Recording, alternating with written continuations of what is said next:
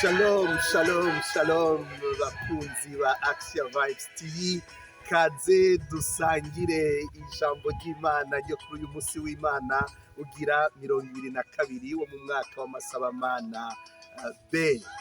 Kaze twinovore ijambo Imana ituyagira yo idukoranya buri munsi na cane cane kuri uyu munsi wayo, kugira ngo dusubire ducika bayo kandi tugendere mwishaka ryayo. Iyo uravye ibyiza tugabana ku munsi w'Imana cane cane muri Ecclesia Katolika, umuntu arashobora gusubiramwo rya jambo dukunze kumva ati reka Imana yitwa Imana.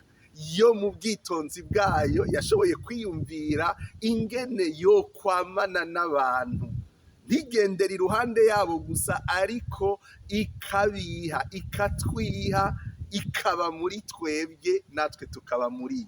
Reka Imana yitwa Imana, kw'ivyo nta mwana w'umuntu yo bishobora. Kuri uyu munsi w'Imana naho rero bica bishimikira ko murumva ko Imana itashatse kuguma gusa iruhande yacu, yashatse kuba muri twebwe, yashatse kuba mu mutima wacu. Murumva ko ariyo ikwiye izina ry'ubwitonzi, niyo yitonda, kuko mu bwitonzi bwayo yarashoboye gushika kuri ico gitangaro. Nico gituma ijambo ry'Imana mu gitabo c'imigani ritubwira riti ukubaha Imana niyo ntango y'ubwitonzi. Kuko iyo umuntu akuye ubwitonzi mu Mana akabushira mu bumuntu bwiwe, aca atangura gutakara, aca atangura kuvuga ibihushane. Kimwe muri ivyo bihushane nivyo twumva uno munsi, aho umuntu ashobora kuvuga, reka nkoreshe ururimi rw'igifaransa, ngo je suis croyant mais pas pratiquant. Nimwumve namwe, ngici co ubwitonzi bushingiye ku bumuntu. Iyo umwana w'umuntu yigize Imana, nta kindi ashobora gutangura kuvuga no kurema atari ibihushane. Ni ukuvuga umuntu yavuze ati je suis croyant et non pratiquant, abavuze ati jewe ndafise ukwemera mvuga ku rurimi, hanyuma ngaheza nkiberaho ukundi.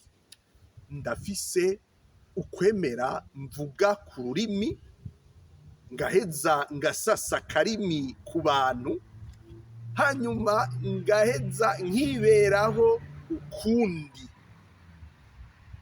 Bavukanyi bakunzi ba Action Vibes TV, mwebwe mwese turiko turasangira ijambo ry'uyu munsi mukuru w'umunsi w'Imana, nimuze turekire ijambo ridufashe kugaruka mu bwitonzi bw'Imana, mu bwitonzi bw'Imana.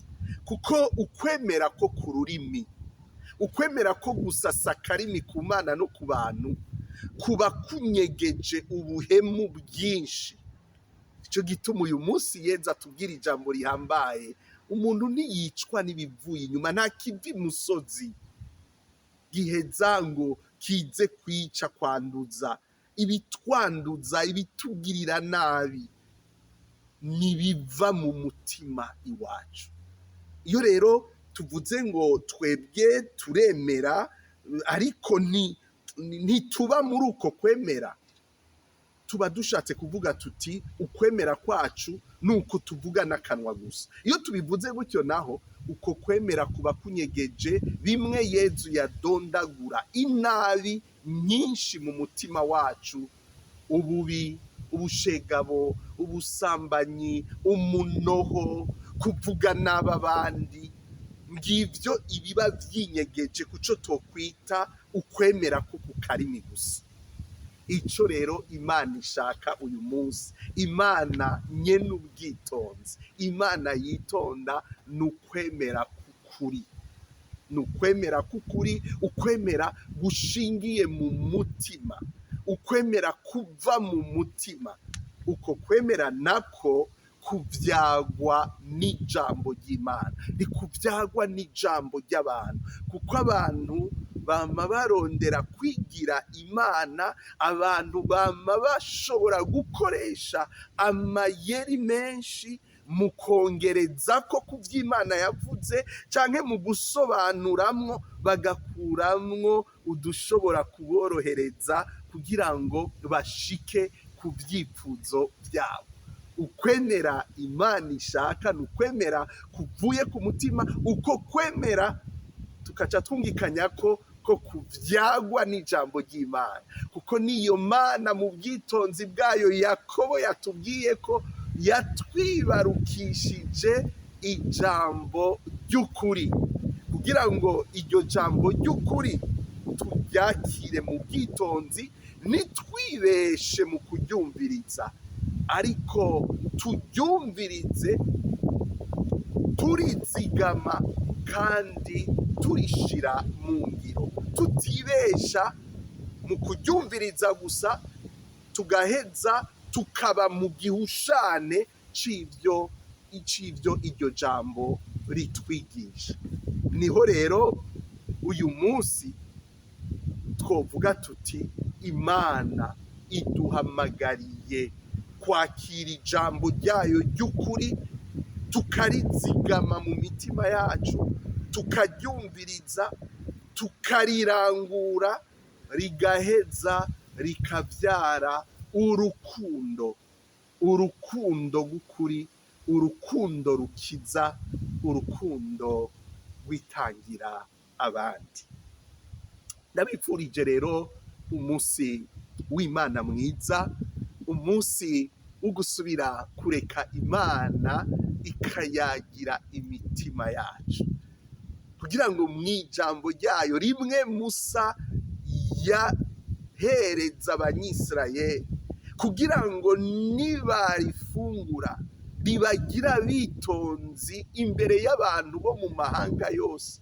Iryo jambo natwe nitwarifungura kuri uno musi w'Imana, rirandure muri twebwe ivyo vyose biduhumanya, riheze riteragire muri twebwe ubuyobokamana bw'ukuri.